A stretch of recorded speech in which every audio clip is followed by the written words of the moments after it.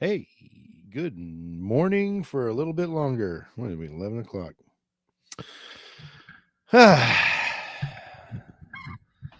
So, I got confronted with, well, it was interesting. I got on the Book of Faces the other day. So, I had my rant the other day, right? I had my rant. I think it was just yesterday, wasn't it? Probably. Whatever. Uh, uh, so, I basically unfriended somebody yesterday after I got, did my whole big fucking rant on unfriending people. So I should probably walk that back a little bit, don't you think? I mean, I just do kind of still feel that way, particularly in my specific situation, but that's kind of being um hypocritical, maybe. Um so I should revisit my position. So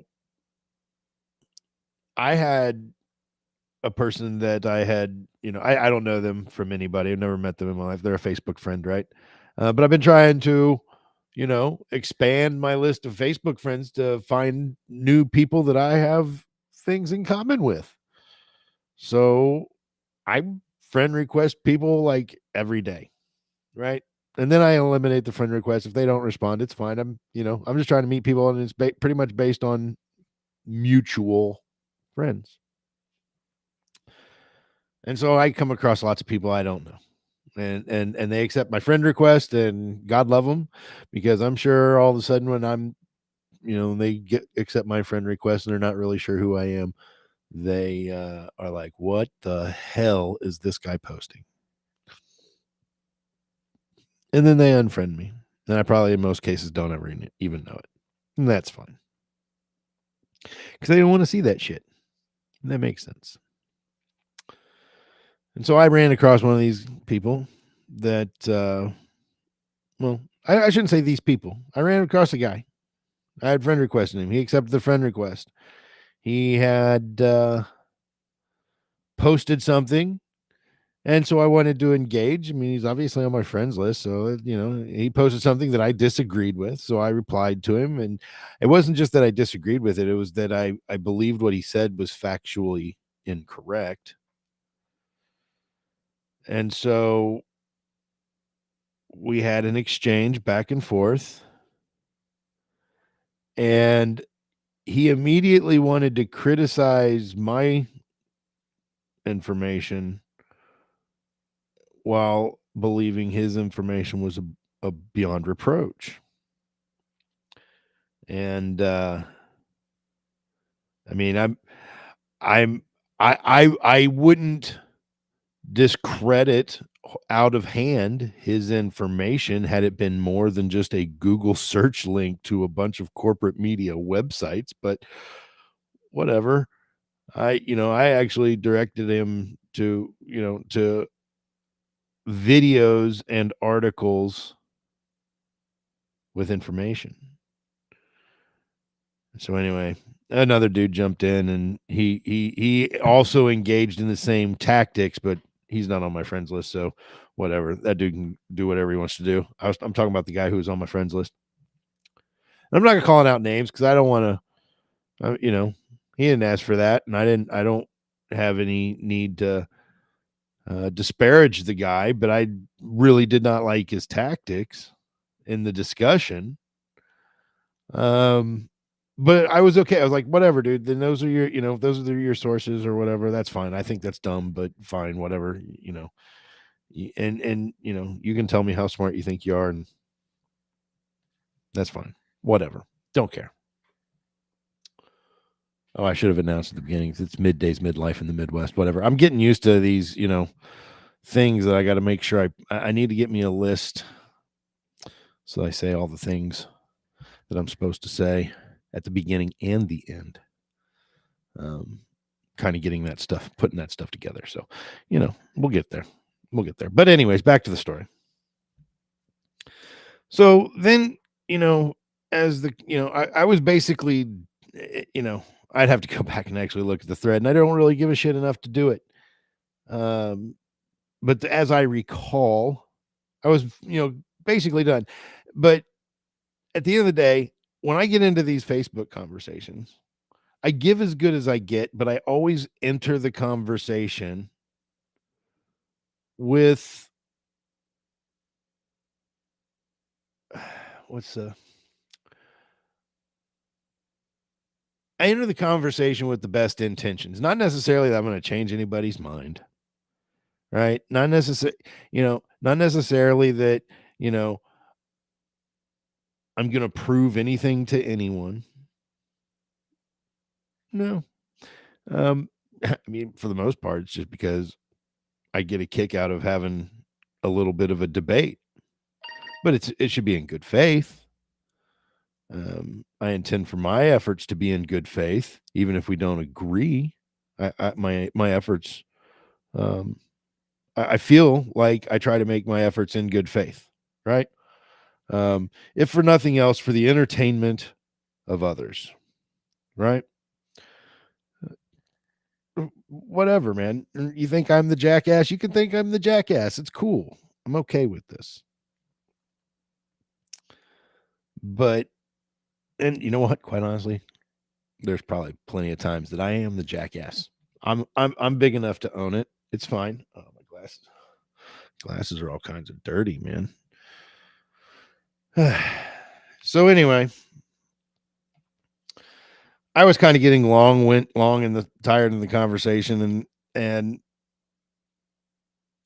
but the other guy, he decided he needed to make sure to tell me how dumb I was, and like just get into a whole string of insults.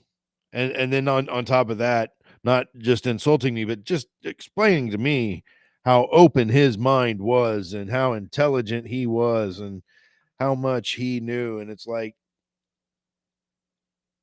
dude, I don't care. I don't know you from Adam. And as far as I can tell, my breakfast knows more than you. So I don't, when you have to pump yourself up that much and insult other people to put them down that hard to make yourself feel elevated, you're going to have to excuse me if I don't really believe that you're that intelligent, because you already broke down into personal attacks and self promotion. And so I wasn't interested.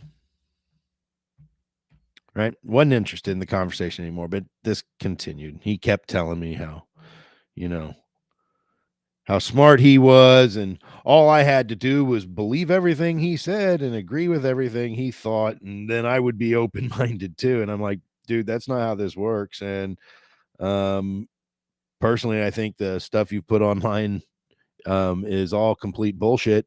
And um I think you just believe in a whole bunch of conspiracy theories. Conspiracy theories, but I'm a conspiracy theorist because I'll believe just about all of them. Just about all of them. They got to have at least some evidence for them. And what he's spouting about has all kinds of contrary evidence. But once the evidence runs out and we have to think about what this evidence leads us to believe, I'm open to all kinds of different theories on how that stuff happens. Right? All kinds of different theories. You want to talk about vampires? Let's talk about vampires. Are they real? I don't know. Could be. Why not? I don't know. Bigfoot real? Probably. Why wouldn't I believe Bigfoot's real? Right? These types of things are the case all the time. But there are things out there that are, the facts are there, and all you have to do is look at them. And whatever. I don't care. Point is I didn't agree with his conspiracy theories, and that's fine. I don't have to agree with everybody's conspiracy theories, and I can still be your friend, right? But you don't have to hurl personal insults at me and act like I'm an idiot just because I don't see the things the way you see them. But instead, that's how he wanted to engage. And it basically at the end, and you know what? I'm even willing. I was even as like, I jumped on his thread, and he may have been, um,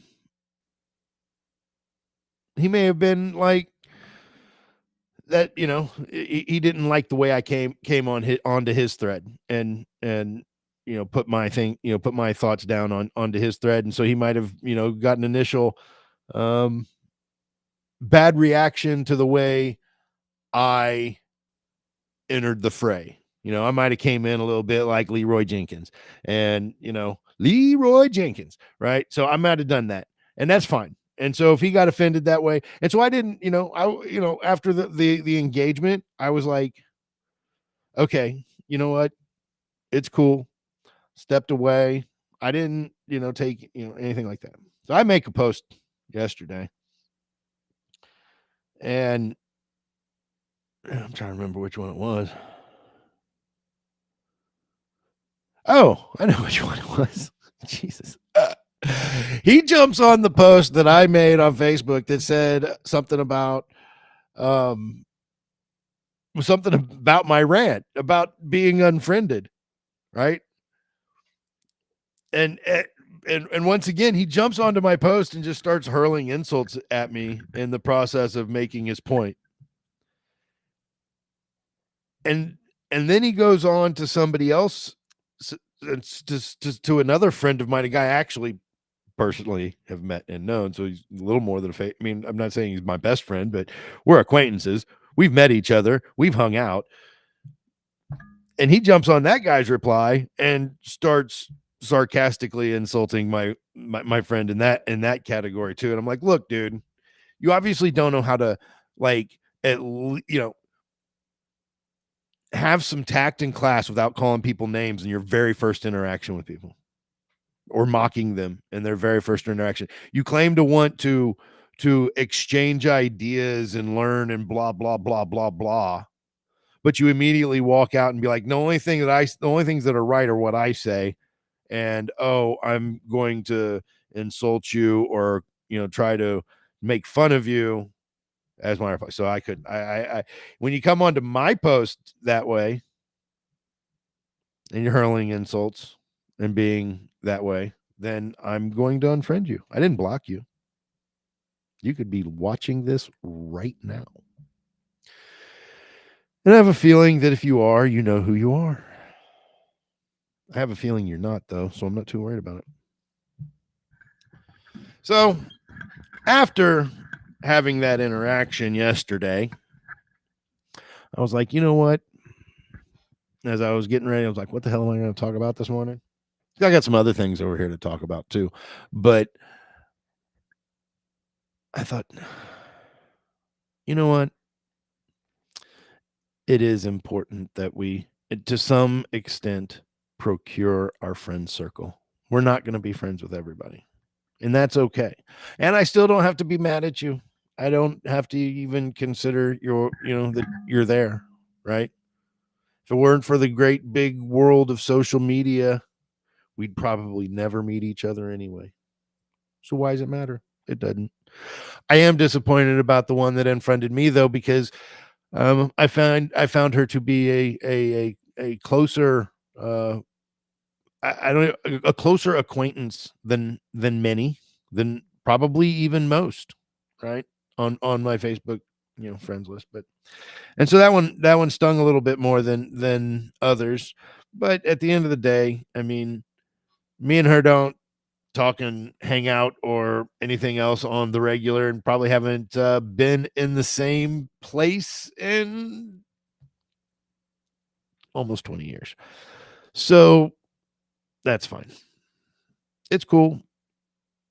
If she's got her standards for unfriending people and not wanting to be in friend circles anymore, hey, that's cool. So for the upset part of my rant from the other day, I think there are some valid points in the sense that we still do have to talk to people and talk to people we disagree with. If you want to ask questions about something, then you should ask the people who feel that way and not take offense or not think they're horrible people when they give you the answer to the question you didn't, and you just didn't like the answer. Doesn't mean I'm a bad person. But if it could also just mean like, hey man, I'm tired of hearing your shit and I don't want to hang around with you anymore. Okay, fine. That's fine. I guess everybody's got their prerogatives. Um, but if that's the case, if that's the way we're going to be about it, then I'm not going to worry about people bitching about being in such a divided world. We all apparently are choosing it. So I don't know. It seems like it's kind of a confusing thing when you're trying to um, reach out and meet new people, right? So we'll just keep trying. We'll figure out ways.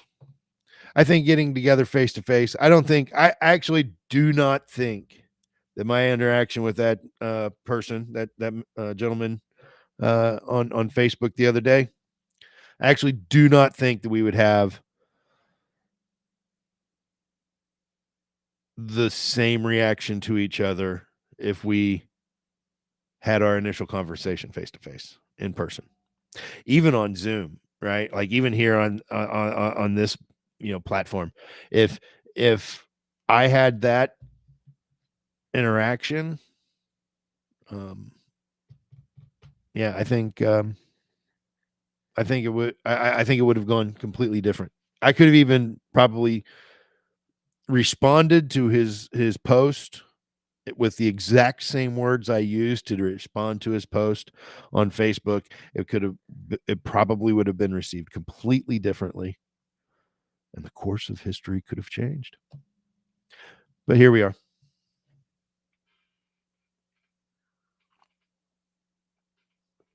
All right, let's talk about something else because it's Valentine's Day, right? It's Valentine's Day. So with it being Valentine's Day, we're going to step to a myth here of the Hallmark holiday. In KC Today sends out a very fun little newsletter with some, good items about things here around the Kansas City area. I I think it's great. I don't, it's a quick little glance, and then there are some interesting articles that they put out there that are always worth digging into. Depending on the subject, topic, whatever. So I like this one. I saw this one, and I'm like, hey, it's Valentine's Day. And when my lovely wife gets home, we will probably go have dinner or something. Um, my son was really excited. He was like, "Ooh, we're gonna go have dinner for Valentine's Day. Are we going to Waffle House?" Yeah, Waffle House is kind of we've done it a couple times. We don't do it every Valentine's Day, but we did have one Valentine's Day where we were like really late getting to the going out for dinner part of things, and it was like 8:30 at night. We're like, where are we gonna go have dinner? It's like, oh well, I guess we can stop in at the Waffle House. We stopped in at the Waffle House, and they had all these nice these little bitty vases with these little bitty roses on the tables. It was fun, and so we took pictures and we smiled, and everybody liked it. And anyway, so you know, Valentine's dinner at Waffle House is a thing at my house, just not an every year thing, but people like to say that Valentine's Day is a Hallmark holiday. Like it's something that was invented, and Hallmark cards is a their headquarters right here in the Kansas City area. Actually in Kansas City, not just in the area, like actually in Kansas City. And so they really don't have anything to do with the card making company making these holidays out of thin air, right? Like they actually existed prior to the holiday. Um, and so Casey today did a great job of laying it out. So, anyways, you may have heard the term Hallmark holiday used to describe those random celebrations of obligated gift giving, but it's not obligated, but it's kind of obligated, right? But while there are certainly lots of cards involved, the KC company had no part in creating these holidays. I'm serious. It's true. But they're not entirely innocent. That's probably true too. Because, what's Valentine's Day? Well, let's see here.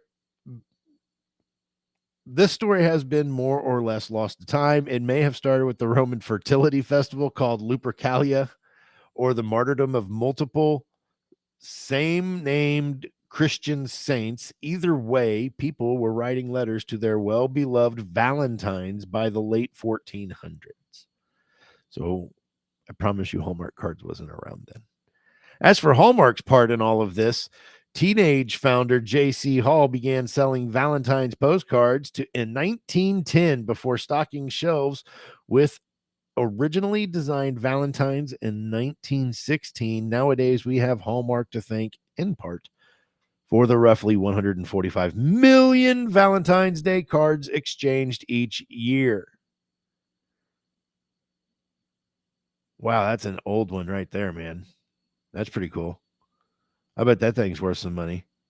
Anyway, also Mother's Day and Father's Day. Mother's Day, this day of matriarchs, all started with, you guessed it, a mother. In the late 1800s, activist Anne Reeves Jarvis created Mother's Day work clubs and organized Mother's Friendship Day, where veterans from the North and South came together for the first time in years following the Civil War. After Anne died in 1905, her daughter Anna Jarvis organized the first formal Mother's Day in honor of her own on the second Sunday in May. It became an official West Virginia holiday in 1910, with President Woodrow Wilson taking it nationwide in 1914. Dad's always the second thought, but that's fine. We're okay with this. I know people like to, it's fun to have it as a joke. We don't really care though. It's true. We don't. It's we would rather the mothers get the attention anyway. It's true. Don't let anybody tell you different. If they're telling you different, they're lying. So, Father's Day. Dads owe their special day to the moms as well. After hearing a sermon on the topic of Mother's Day, Sonora Smart Dodd wanted to honor her father, who raised 6 kids after their mom died during childbirth. The celebration spread, but it wasn't until 1972 that it became a national holiday on every third Sunday of June under President Richard Nixon. There you go.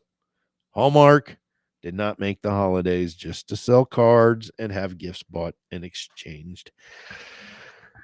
They were just like, oh, dude, we need to jump on that bandwagon because we can sell a lot of cards. So there you go. There you go. So now what are you going to do for Valentine's Day? Well, guess what? Casey today also put out a city guide and date night ideas for every type of Kansas City romantic. There we go. That was the word I was looking for. Kansas City romantic. Da, da, da. Let's see here. What do we got on here?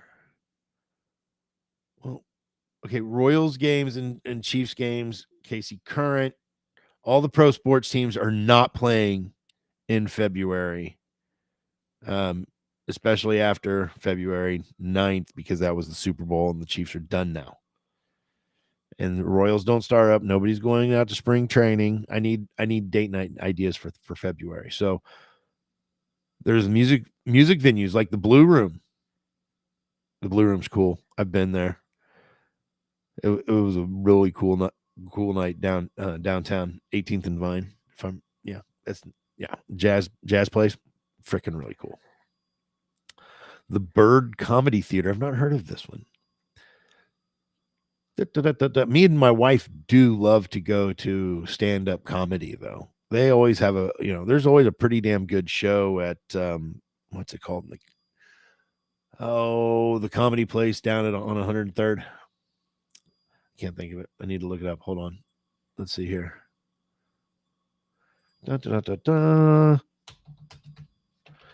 We've always had a good time there, so I got to give them their due. Let's see here. Let's see here.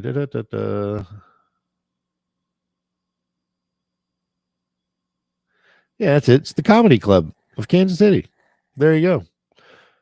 There's other good ones. I can't really speak to the other ones because that's the one I usually go to. So, anyways, the Comedy Club in Kansas City down on 103rd in the Watts Mills Plaza. Yeah, always a good show there. So anyway, comedy club's a great idea. The Bird Comedy Theater. I don't know anything about it, but apparently Kontiki, uh, is within a walk. You can get a bite at Conchita Tacos next door. So you can have one of those date night walk, grab and go food sort of deals. Um, let's see here. Exo High Five swanky Japanese inspired digs. Interesting. And then a place, let's see here, dancing the night away at Chic West Bottoms. Ooh, it's so far for me though. It's so far. I need to claim that. Gotcha. Awesome. Okay. I'll have to deal with that here in a few minutes. Let's see. What else do we got here? Brewers Alley in the East Crossroads. Interesting. Ooh, well, the Kansas City Zoo. The Kansas City Zoo has gotten so much better since I was a kid. It's not even funny. It's a pretty cool place now. Loose Park. We used to spend a lot of time in Loose Park. In college. That's where like all the drum kids went, and all the hip. Yeah, it was pretty cool. Place to hang out in the middle of the day. Anyway, there are many good date ideas, old-fashioned date ideas, Boulevard Drive-In, Green Lady Lounge, Funky Town. Dude, here's the thing about Funky Town. First of all, no credit cards, cash only. Second, you're going to have a good time. Third, you're going to be like, it's like, here's the thing. It's like when people ask me, it's like, do you want to go to Funky Town? It's like, not really, but I will. Because I know that if I do, I will have a good time. I've never not had a good time at Funky Town.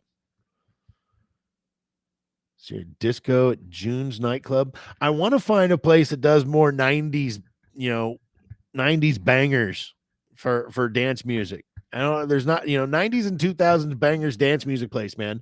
Where is that? Because Funky Town, it looks like June's nightclub. It's all like disco and 70s. Like Funky Town gets into the 80s music, but like, damn, bro, where can we get my 90s and early 2000s bangers? That's what I'm talking about. J. Rieger and Company. They have good whiskey. I don't even like whiskey, but Rieger's is good. You go do a private tour at J. Rieger's. Cool. That's very cool. They have a very cool building. They have the speakeasy style jazz bar at the Green Lady Lounge. I mentioned that. So what else we got? That looks like that's about it. That's about it. Let's hear. Oh, the bar rec. We have one of these where they have all the video games, the arcade. We have the arcade lounge. I think that's what it's called. Arcade lounge, something like that. Here in Lee Summit. Let's see here. What else? Screenland Armor. Yeah, some movie night. I don't think movies are a good. I'll be honest. I don't think movies are a good date. I really don't. People are like, you can go to the movies. Movies suck. I mean, I like movies. Don't get me wrong. But as a date, movies suck, especially like a first date, right? You can't talk to your date. You can't talk to your date. You're in a movie. Shh. I'm watching the movie. It's like a good third date, right? Like first date, get to know, you get to know the person you're going out with. Second date, right? Second date's like, okay, the first date went good, but I really need to find out if I really like this person.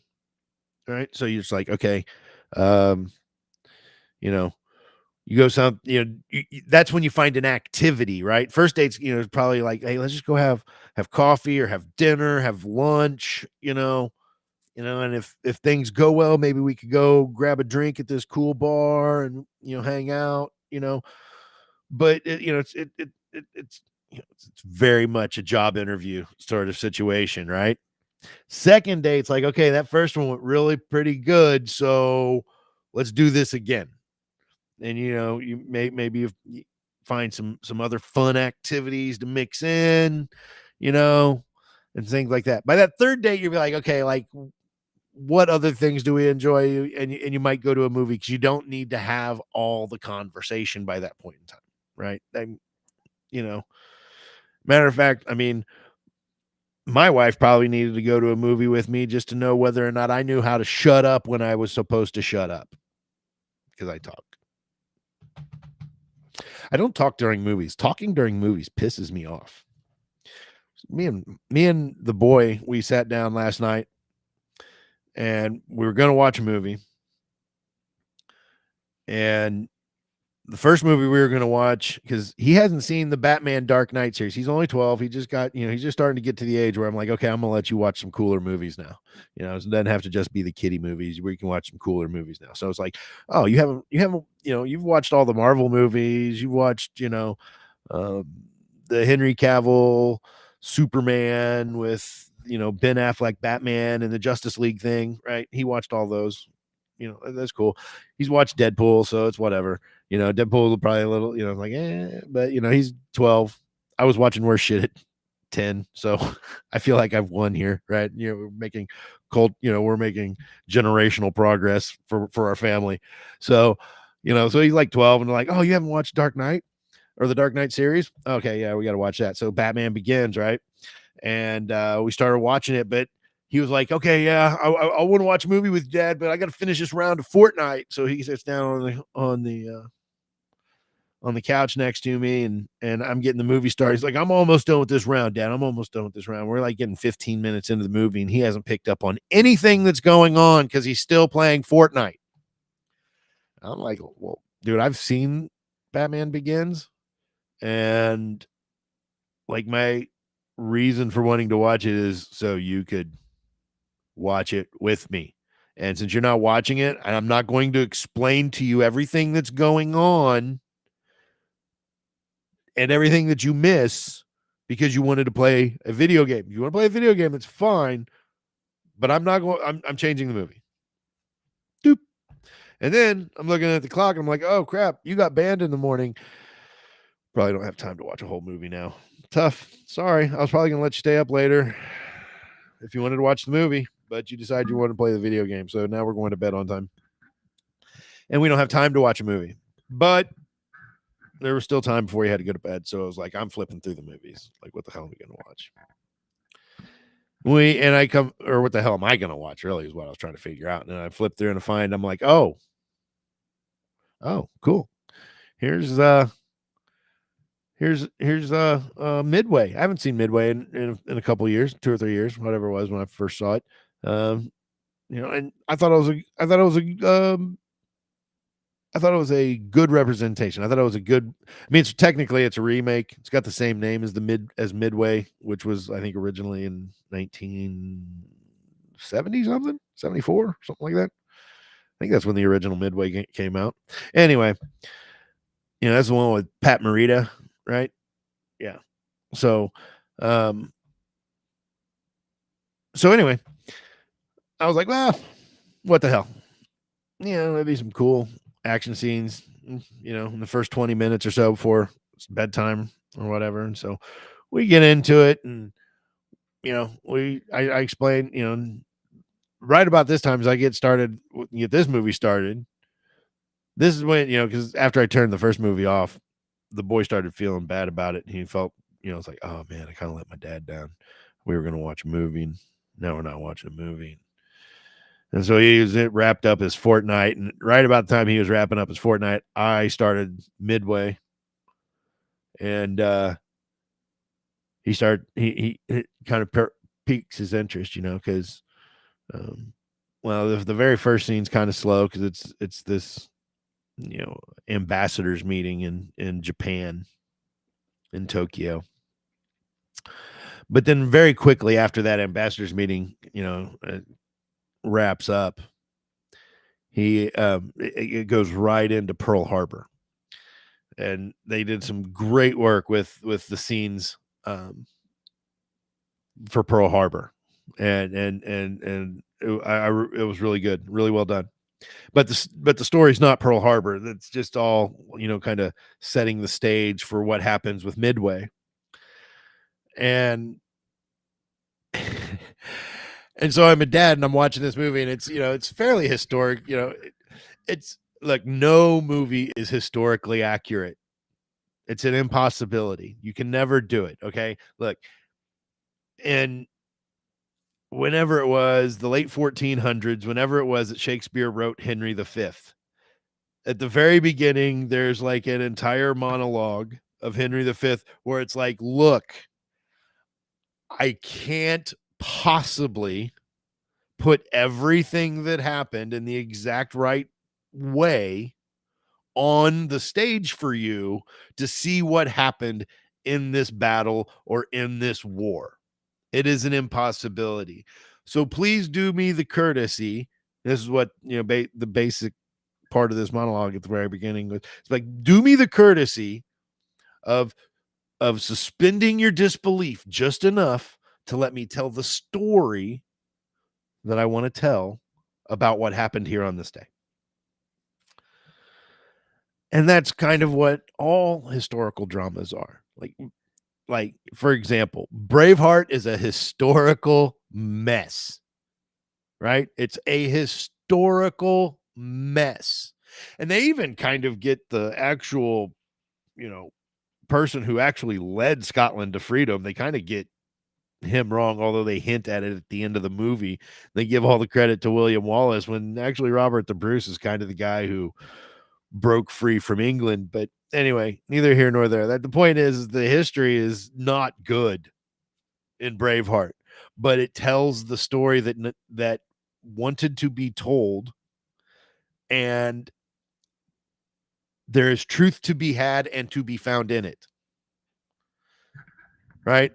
Well, I find the Midway story to be a little, quite a bit more historically accurate than, say, Braveheart. But it doesn't mean it's 100% historically accurate. But I find things like a movie like Midway to be a great teacher for my son. Like, for example, right? Like, I've always been okay. I don't give a crap if my kid was 8 years old, right? With my kid watching Saving Private Ryan, particularly the first, what is it, 20 minutes of the movie when they're doing D-Day, is Saving Private Ryan's not even a true story. Just is a story written to take place within the context of World War II. But that first scene really did a great job of encapsulating the horror of war. And I think it's important for my children. I think it's important. I wanted to make, I thought it was important for my children. I think it should be important for everybody when they're, raising their children, because war's not something, it's not something that can be avoided in all cases. And, and B, it is and is a reality of this world, but B, it's something that should never be taken lightly. As a kid who grew up in the 80s watching 80s action flicks and war movies, a lot of the heroism in those movies that I grew up watching kind of cheapened the horrors of those sorts of things. And I think Saving Private Ryan really did a good job of presenting that horror so that people would not take such things so lightly. And I think Midway does a good job of encapsulating that too. But Midway also, it's a good movie for national pride. I really think it is. It reminds you of,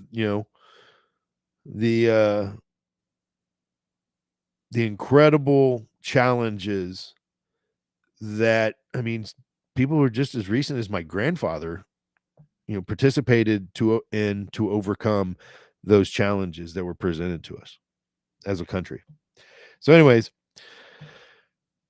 like I said, I hate it when people talk during movies, which is where I started this. But so my son started to catch his interest. He had put his Fortnite down as I just kind of strolled into Midway. And Midway is a long movie. It's 2.5 hours long or something like that. And um, so I knew we weren't going to finish it. But my boy, he starts picking up on it after he put his, he's like, oh, what's good? What's this? And so he starts asking me little questions about what's going on in the scene, because he doesn't necessarily understand, you know, aspects of what's going on. Not because he wasn't paying attention, but just because he didn't really necessarily understand the aspects of what was going on. And I was kind of explaining some of the things to him. It's like, hey, these are all real people. These people, these are people who could have gone to,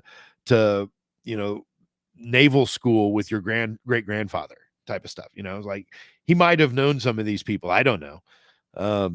He wasn't in Midway, but he was in a submarine in World War II in the South Pacific. So anyway, point being, he was very interested, and so he's talking during the movie, and his dad's like, man, stop talking. If you just listen. But at the same time, it's not all stuff that his questions weren't all stuff that were going to be answered by the movie. So we had to, as the movie went along. And so anyways, but it was really good. And what was really, really neat about it is, after we got through the initial warfare and battle, of Pearl Harbor, and it started to get into some of the slower scenes where they're starting to develop the, the next steps after Pearl Harbor, which is what leads to Midway later, in the great naval battle later. He was like, hey Dad, I because I know it's bedtime. I think this is a good time to pause the movie. So I think we'll be watching the rest of Midway, if not tonight, because we have to go pick up Mom. We have to go pick up his mom tonight from the airport. And she didn't get in until almost 8. So by the time we get home, we'll be probably, and I think we're just stopping for dinner. So by the time we get home, it'll probably be 10 o'clock or later. So with that being said, I think at some point into this time this weekend, we will be finishing Midway, and I'll have to give you an update on Monday and let you know how that went. So anyways, guys, I'm going to wrap this up. I hope you guys had a great week. And I've got some interesting things coming up. I got an interesting meeting tomorrow. I think it might add an interesting dynamic to what I'm doing here with Living Life and Style. Living Life and Style Travel is, it's my travel company, and I'm sponsoring my own show so that, kind of killing two birds with one stone. But hey, if you have any travel needs, I would love to help you with them, whether that is, going on a lovely cruise anywhere in the world. If you want to know about all-inclusive resorts in Mexico or the Caribbean, I also work on that as well. Pretty much any of your vacation needs, I can help you with, and I would be excited to do so.